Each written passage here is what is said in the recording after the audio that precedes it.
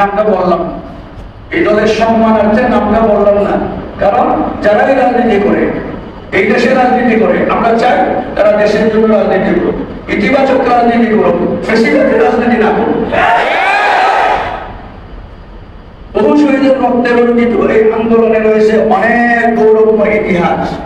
তাদের বলতেছে গৌরবময় ইতিহাসটাও কিন্তু আমরা জানি না। এই স্পটে জুলাই আন্দোলনে 24শে জুলাই এই মেম্বার থেকে কথা বলা হয়েছিল আন্দোলনকারীদের পক্ষ থেকে। পুলিশ দিয়ে হয়রানি করেছে, কারা থানায় গিয়েছে, তাদেরকে জাতি চিনে। এই মেম্বার থেকে এই খতিবকে বাদ দিয়া কাকে খতিব আনা হয়েছিল, সেই খতিব এবং বর্তমানে কোন রাজনৈতিক দলের পরিচয় বহন করে ওরা ঘুরে বেড়ায়, জাতি চা জানে। কত টাকা খাবার খাইয়ে আন্দোলনকারীদের বুকে গুলি চালানোর জন্য যারা ব্যবস্থাপনা করেছে, সেই ভাউচারগুলি আমাদের কাছে সংরক্ষিত আছে। কাজেই বেশি বাড়াবাড়ি করবেন না, ধরাকে সহায়তা করবেন না। এটা অনুমতি পাঠিয়েছে কমান্ডার দিয়াবাড়ি আর্মিকেন, উপ police commissioner Uttara, officers in charge DMP Uttara, সভাপতি সেক্রেটারি কল্যাণ সমিতি, আর চিঠিটা দিছে মসজিদ কমিটি। আমি বলি এই মসজিদের মুসল্লি, এই মসজিদের কমিটি, এই মসজিদের ইমাম খতিবগণ অত্যন্ত সুপরিকল্পিতভাবে, সৌহার্দ্যমূলকভাবে এই মেম্বরকে দিনিয়াতের জন্য ব্যবহার করে। তাদের ঐক্য নষ্ট করার যে অপচেষ্টা, সেটাও এই মুসল্লিরা, এই কমিটি সফল হইতে দিবে না। যেখানে ভালো করে কান খুলে শুনে নেন, আমরা সেগুলি বলতে চাই না। তখন উত্তরা থানায় রাত 2:30টা পর্যন্ত আমাকে নিয়ে হেনস্থা করা হয়েছে। কাদের প্ররোচনায় খতিব রাখা হয়েছে? কাদের প্ররোচনায়? তারা এখন তখন ছিল বর্ণচোরা ফ্যাসিস্টদের দোষর, এখন হয়ে গেছে মুক্তিযোদ্ধা। এরা লিখেছে, কি লিখেছে? আপনাদের পরিচালিত 12 নং সেক্টর অবস্থিত বাইতুন্নুর জামে মসজিদ অত্র এলাকার একটি বড় গুরুত্বপূর্ণ মসজিদ। এখানে সেক্টরবাসী সহ আশেপাশের অনেক ধর্মপ্রাণ মানুষ নামাজ পড়েন। আমরা মনে করি মসজিদের খতিব সাহেব মেম্বরের মতো নিরপেক্ষ জায়গায় দাঁড়িয়ে সকল মতের পথের মানুষের জন্য হেদায়েত স্বরূপ কোরআন হাদিসের আলোকে তার নসিহত পেশ করবেন। আমি 24 বছর এই মসজিদে আছি। 24 বছর আমি কোন দলের এজেন্ডা নিয়ে এই মসজিদে কথা বলিনি। যদি কেউ প্রমাণ করতে পারেন তাহলে দাঁড়ান। আমি সবসময় কোরআন হাদিসের পক্ষে বলি। যখন ফ্যাসিস্ট হাসিনা বলেছিল যে এই যে বোরকা পরে ঘুরে প্যান্ট, জ্যান্ত প্যান্ট, আমি তার বিরুদ্ধে কথা বলেছিলাম। যখন বলেছিল যে দুর্গা গজে জুড়ে আসছে, এই জন্য এবার ফসল মিশিয়ে হচ্ছে, আমি তাদের বিরুদ্ধে কথা বলেছিলাম। তাদের ক্ষমতায় থাকাকালীন সময় আবু সাইদ যখন গুলি খায়, তখন এই মেম্বরে সেক্রেটারি মহোদয় নিষেধ করা সত্ত্বেও আমি আবু সাইদের পক্ষে কথা বলা মানুষ। ঠিক কিনা বলেন? তাহলে আপনি কে? আপনাকে সংযত হইতে হবে। আপনি কে? আপনি হইলেন দপ্তর সম্পাদক উত্তরা পশ্চিম থানা বাংলাদেশ অমুক্ত। ধরাকে সহায়তা করে আপনি একটা থানার দপ্তর সম্পাদক, আপনি একটা মসজিদের মধ্যে একটা চিঠি দিয়ে দিলেন। হ্যাঁ, আপনি কি সারা বাংলাদেশের মালিক হয়ে গেলেন? আপনি মনে করেন যে আপনি 64 জেলার মালিক হয়ে গেছেন? আপনার তো পাসপোর্টটা সভাপতিকে একজন ফোন করে বলে 24 ঘন্টার ভিতরে খতিব যদি আপনারা না বদলান তাহলে আমরা ব্যবস্থা নিব। আপনারা কারা? হাত তোলেন দেখি, কারা ব্যবস্থা নিবেন? হাত তোলেন। তাহলে বোঝা গেল এই মসজিদের কোন মুসল্লি নয়। এই ব্যবস্থা নেওয়ার হুমকি তারাই দিচ্ছে যারা 24শে জুলাই আন্দোলনে ফ্যাসিস্টদের সঙ্গে একত্রিত হয়ে এই মসজিদের সংগ্রামী খতিবকে সরানো ষড়যন্ত্র করেছিল।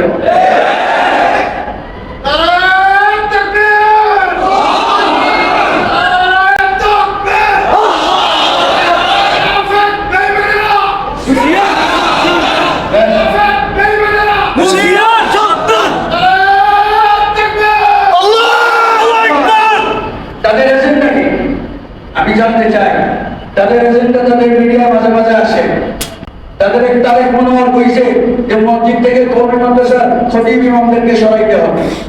তাদের এক আমির হামজা কয় যে এরা লেখাপড়া করে না, মসজিদ আর মাদ্রাসা হলে কিন্তু কেন এত অবজ্ঞা করেন কেন?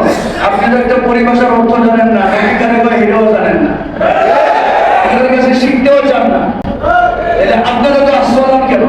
আর সেই আস্ফালনের আপনার বশীভূত হয়ে আপনারা এসে আমাকে চিঠিটা দিলেন।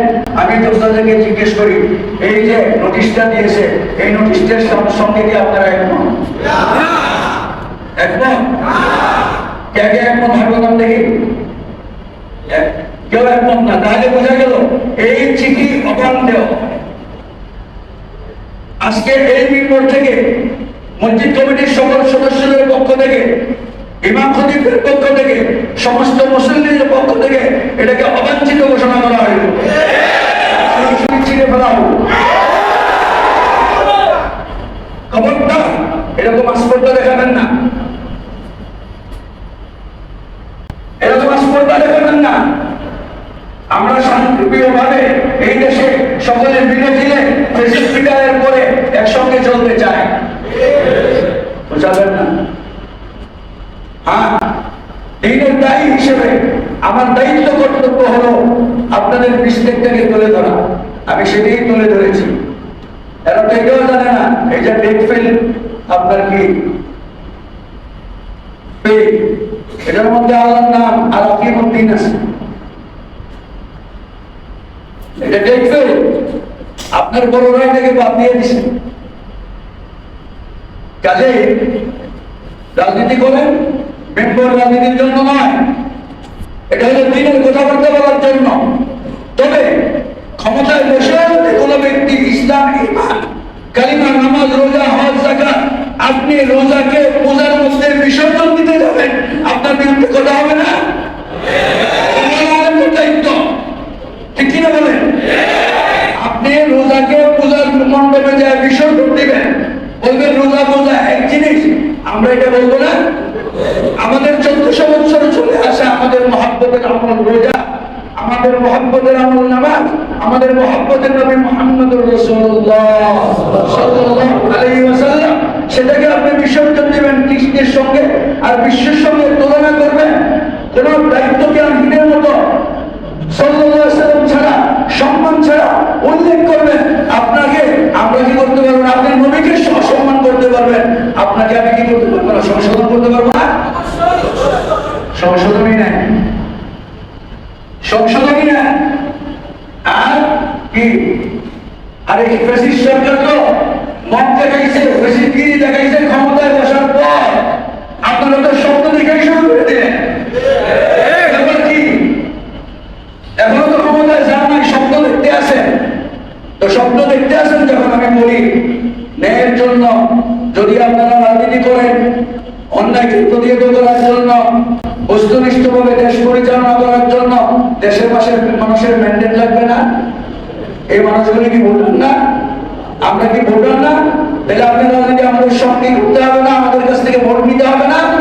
নাকি গোপন কোনো আঘাত করেছেন কারোর সঙ্গে যে জনগণের ভোট ছাড়া ফ্যাসিস্টের মতো ক্ষমতায় চলে আসবেন? সেই আশার গৌরব আলী, সেই আশার গৌরব আলী আসতে হবে, জনগণের পরোক্ষ ভোটে আসতে হবে, সরাসরি ফেয়ার নির্বাচনে আসতে হবে। তো কাজেই সেই নির্বাচনের পরিবেশের জন্য আমাদের কাছে দ্বারস্থ হতে হবে। বৃদ্ধি করে কোনো ক্ষমতায় যান নাই, স্বপ্ন দেখেই আপনি কি আইনি হনরে করে বলাইতেছেন, কি করো নাকি? এটা অত্যন্ত পরিচিত কাজ। অনেক মসজিদের মধ্যে যেখানে যেখানে আপনাদের আধিপত্য আছে, সেখানে ওলামা একরাম খতিবদেরকে পেরেশান করতেছেন। সেন্ট্রালি আমাদের কাছে সেই খবর আছে। আমি বলি আপনারা নিজেদেরকে সংযত করেন, তা না হলে খেসারত আপনাদেরকে দিতে হবে। আসপদটা কত বড়! একজন জুলাই যুদ্ধের বিরুদ্ধে একটা নোটিশ পেয়ে দিলেন,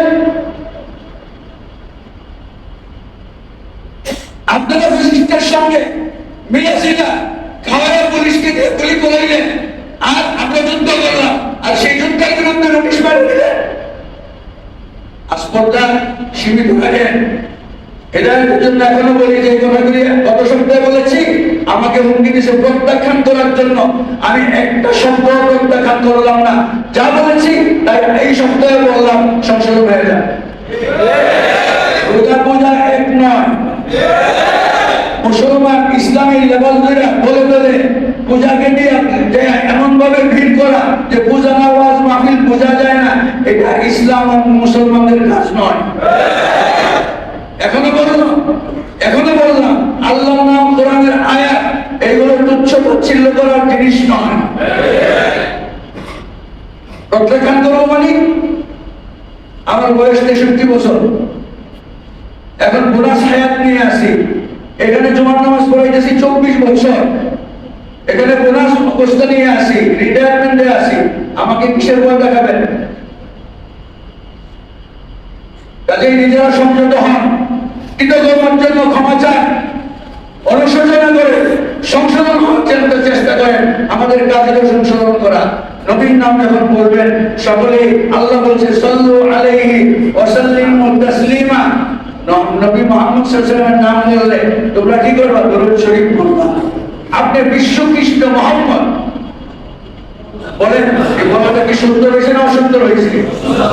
আপনি এটা বলেন, সিনিয়র মানুষ, এই জন্য আপনাকে বলা যাবে না কি নবীজি আপনি বড় হয়ে গেছেন, আপনার চেয়ে নবী বড়, আপনার চেয়ে নবী বড়। সারা পৃথিবীর সমস্ত নেতাদের চেয়ে আমার নবী বড়।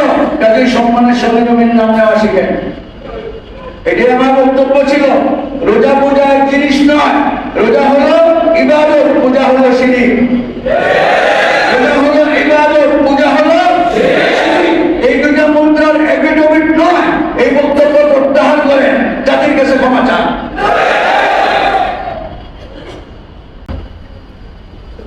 আমি প্রত্যাহার করব, আমি দিন প্রত্যাহার করব, আমি দিনের কথা প্রত্যাহার করব। কিভাবে বুঝলেন? ইমামতের জন্য, এই খতিবের জন্য। একজন আমাকে ফোন করে বলে, দুঃখের কথা কারে কই, আপনি রাজনীতি করছেন। আমি কই আপনি কে? আমি মুসল্লি। আমি বললাম আমি তো মুসল্লিদের ম্যান্ডেট নিয়ে কথা বলছি, গত সপ্তাহে মুসল্লিদের ম্যান্ডেট নিয়ে কথা বলি নাই। আপনি তো আমাদের চাকরিজীবী, আমাদের টাকায় আপনার বেতন চলে, না পোষাইলে যান না। এটা সরাসরি আমাকে বলুন, আপনি আমাদের টাকায় বেতন নেন, না পোষাইলে যান না। তাকে হুঁশিয়ার করে দিলাম, এই মসজিদে তোমার টাকার দরকার নাই। এক মুসলমান রসুলের কাছে চাইছিল, হুজুর দোয়া করেন আমার যাতে টাকা বেশি হয়। রসুল দোয়া করে দিয়েছেন, যাকাত করতে গেছে, কয় আমি যাকাত দিব না। এরপর রসুল বলছে তার উপরে লানত। আবু বকর সিদ্দিকের জমানায় আসছে, কয় যে রসুল যাকাত নেয় না, আমি নিব না। ওমর আব্দুল খাত্তাবের জমানায় আসছে, রসুল যাকাত নেয় না, আমি নিব না। উসমান ইবনে আফফানের কাছে আসছে, কয় যে রসুল যাকাত নেয় না, আমরাও নিব না। সে এরকম কইরা এক অত্যন্ত নিকৃষ্ট অবস্থায় মারা গেছে। আপনি মসজিদে 2 টাকা দান করেন, 2000 টাকা দান করেন, 2 লাখ টাকা দান করেন, লা তামান্নু। আপনার দানের আপনি ihsan দেখাইতেছেন খতিবের উপরে, কি খতিব কি আপনার দান খেয়ে যাচ্ছে? না ইমাম, না মুয়াজ্জিন, না খাদেম। আপনি যদি দেখান তাহলে আপনাকেও অবচিত ঘোষণা করবে এই মসজিদ, আপনার টাকা ছাড়া মসজিদ চলবে। খবরদার, এই সমস্ত আস্ফালনমূলক কথা কখনো বলবেন না।